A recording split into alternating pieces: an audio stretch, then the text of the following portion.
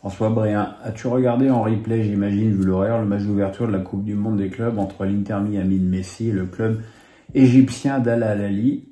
Et si oui, qu'en as-tu pensé? J'en ai vu un résumé, ça m'a suffi. Le peu que j'ai vu, c'était épouvantable, horrible, surtout du côté de l'Inter Miami. C'est un club de retraités, quoi. Je veux dire, bon, t'as Busquets qui pourrait jouer en claquettes chaussettes au milieu de terrain, Suarez qui lui, selon qu'on l'aime ou on l'aime pas, on peut dire qu'il fait peine à voir, et puis qu'on l'aime pas, on peut dire que c'est une épouvantable escroquerie. Et puis Messi en plus maintenant qu'il s'embrouille avec les mecs, quoi. C'est après avoir fermé sa gueule pendant quasiment toute sa carrière de Barcelone, on a découvert un autre Messi depuis qu'il est à Paris, que ce soit en équipe nationale ou avec son club. Maintenant, il fait un peu son voyou, c'est un peu dommage. Les Égyptiens ont manqué clairement de réalisme et auraient dû gagner ce match. Mais bon, c'est vrai que c'était pas une super pub pour la compète. Aucun représentant de la LFP n'était présent lors de l'Assemblée Générale de la FFF. Est-ce que ça veut dire que le dialogue est rompu entre les deux instances depuis l'annonce de Diallo sur sa volonté de supprimer la Ligue? C'est une question intéressante. Je pense que Diallo n'a pas très bien joué le coup en termes de com sur son projet de première ligue à la française, sa volonté d'absorber la Ligue. Je pense que les vieux barbons de la Ligue sont très conscients de leur petit pouvoir et aimeraient bien continuer à pouvoir faire à se partager le peu de fric qui reste, et qu'effectivement on commence à se heurter à une fronde anti-Diallo. Surtout que Diallo en plus a beaucoup pratiqué le moi j'ai décidé, moi j'ai, alors que tout son plan a été élaboré par le COMEX et que lui il supervisait un peu la chose. Puis bon, faut aussi se souvenir que Diallo était à la Ligue et qu'il s'est fait jeter à coups de cailloux. Donc il y a aussi un petit peu de revanche individuelle. Tout ça, encore une fois, va se faire au détriment des intérêts supérieurs du football français. Mais ça, évidemment, tous ces mecs-là, ils s'en foutent complètement. Ce qui leur intéresse, c'est surtout leur pomme et c'est constant. Alex Penon, tu parles souvent de DAZN et de son offre de mauvaise qualité, mais aussi de ses intervenants. En parlant des journalistes, l'équipe 21 est la chaîne embrassant le plus. Parmi tous ceux défilant sur cette chaîne, lesquels trouves-tu bons et pertinents? Pour ma part, ils se font rares. Alors, comme je le dis et que je le répète très souvent, je n'écoute jamais. Je préfère consacrer mon énergie à regarder le plus de matchs possible et pas à regarder ni même à écouter des émissions qui en parlent. D'abord parce que ces émissions ne s'adressent pas à quelqu'un comme moi, mais j'ai pas besoin je me fous un peu de connaître l'avis d'Olivier Rouillet sur un match de foot ou de Johan Mikou. Je m'en tape, surtout que Johan Mikou, une fois sur deux, pour pas dire 2 fois sur 3, voire 3 fois sur 4, ce qu'il dit m'exaspère. Les bons et les pertinents. Moi j'aime bien Deva Padou, qui est mesuré et gentil. J'aime bien Régis Testelin parce que c'était un de mes seuls vrais bons copains quand j'étais à l'équipe et que c'est vraiment le mec le plus adorable de la Terre. Mais bon, sinon le reste, c'est vrai qu'il y a beaucoup de gens dans cette chaîne qui m'insupportent au plus haut point. Il y a un truc qui est sûr, c'est que vous ne me verrez jamais revenir à l'équipe TV. Ça, vous pouvez l'écrire, le signer. Ou alors, ça veut dire qu'il y aura énormément de changements et de concessions faites. François Bréhin me dit, quand est-ce que ta future maison sera terminée? Alors, terminée, je ne sais pas. Le déménagement de cette maison de location, vous commencez à connaître depuis maintenant 6 mois, c'est le 30 juin. Le 30 juin, où on va un peu camper dans notre future maison, puisque l'installation définitive de l'électricité n'est prévue que le 9 juillet, sachant que je vais 3 jours à Paris pour des raisons médicales le 2, 3, 4 juillet. Voilà. Et puis j'y vais puisque je vous raconte ma vie, j'y vais pour rendre ma voiture qui est en fin de leasing. Donc voilà, mais on va arriver, on espère que le rez-de-chaussée où on va vivre sera terminé. L'étage qui sera pour nos invités et nos amis ne sera pas terminé. De toute façon, l'escalier ne sera pas livré, donc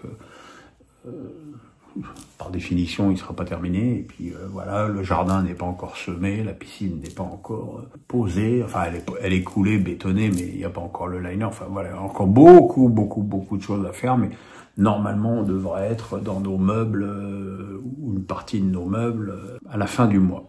De toute façon, cette maison, je dois la rendre le 1er juillet, donc il n'y a pas de choix.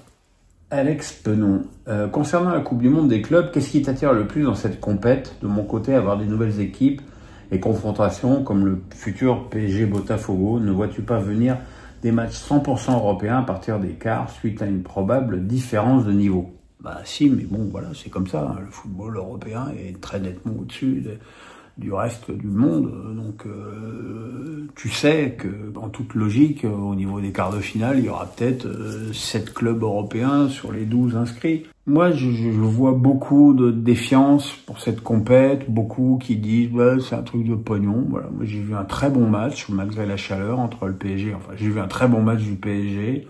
Il y a ceux aussi qui disent que voilà, le Bayern en a mis 10 contre Auckland, c'est n'importe quoi, c'est une très mauvaise pub. Ben voilà, mais Auckland est qualifié parce que c'est le représentant de l'Océanie qu'il a mérité sa place. Voilà, il tombe contre le Bayern, ben il en prend 10. C'est quelque chose qu'on a quand même déjà vu dans des Coupes du Monde et qu'on verra encore plus si Infantino poursuit sa folie de passer les prochaines Coupes du Monde à 48 nations. Il y a évidemment un fossé entre des clubs, mais bon, moi je trouve qu'une formule Coupe du Monde pour des clubs tous les 4 ans, alors évidemment c'est la première, ça n'a pas de repère, mais qu'est-ce qu'on disait en 1930 quand l'Uruguay a gagné la première Coupe du Monde? On disait que c'était un tournoi, que c'était aujourd'hui. L'Uruguay, ils sont bien contents de dire qu'ils sont champions du monde en 1930. Toubib Breton, le budget de Brest a été drastiquement diminué pour la saison à venir. On voit bien que la période dorée où le club a super performé touche à sa fin. Que vois-tu pour l'avenir de ce club? C'est un club qui est géré avec intelligence, économie. La rentrée financière d'à peu près 60 millions qu'a provoqué le très joli parcours en Ligue des Champions va permettre au club de Brest d'avoir 2-3 ans de tranquillité et de stabilité financière, mais effectivement en ayant un recrutement probablement low cost par rapport aux attentes des supporters, par rapport à leur dernière performance sportive. Déjà, la très bonne nouvelle, c'est qu'Eric Roy est prolongé en toute connaissance de cause par rapport à ça. Les clubs qui seront les plus raisonnables économiquement seront probablement les survivants d'ici quelques saisons et auront peut-être plus de capacité financière d'ici 2-3 ans lorsque certains qui n'auront pas eu cette prudence auront disparu. Toby Breton. Question casse-gueule géopolitique. Que penses-tu du climat actuel mondial et notamment de la situation désastreuse entre Israël et les pays du Moyen-Orient, dont l'Iran? On a l'impression qu'aucune issue n'est possible.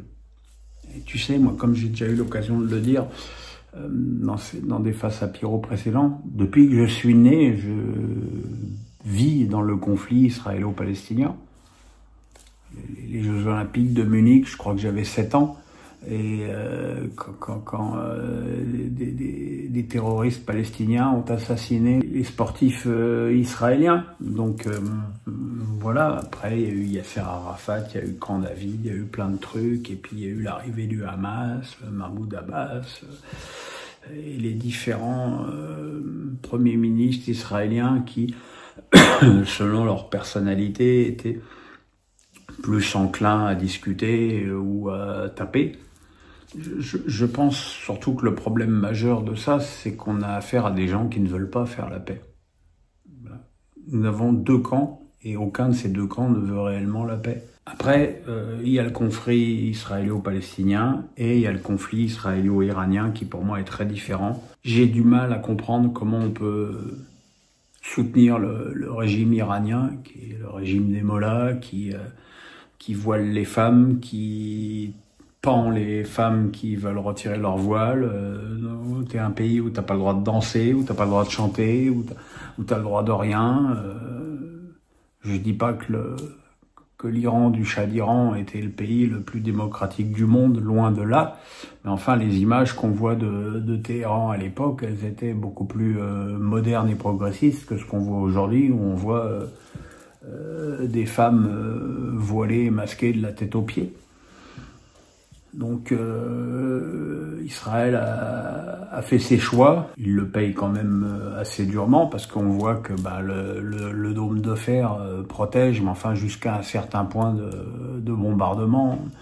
Sauf que je pense que les forces militaires iraniennes sont quand même limitées et qu'à un moment donné, quand il n'y aura plus rien pour bombarder, ils arrêteront de bombarder. Je pense que ça va durer encore quelques jours. Moi, tout ce que j'aimerais, parce que j'aimerais beaucoup retourner en Israël, sauf que je vais pas retourner dans un pays où je vais aller me cacher dans des abris anti-atomiques. Quand tu me parles de la situation entre Israël et les pays du Moyen-Orient, ça dépend lesquels, parce que le Maroc a apporté son soutien total et entier à Israël. L'Égypte interdit aux Palestiniens de venir en Égypte ou même de se rendre à Gaza. La situation là-bas, elle est extrêmement complexe, mais ça fait, encore une fois, ça fait presque 60 ans que c'est comme ça. Donc, on peut en parler toute la journée, ça changera pas grand-chose. Et surtout qu'on ne peut pas en parler de façon calme et posée, puisque dès que tu prononces quelques mots, t'es soit considéré comme un sioniste, soit comme un pro-palestinien.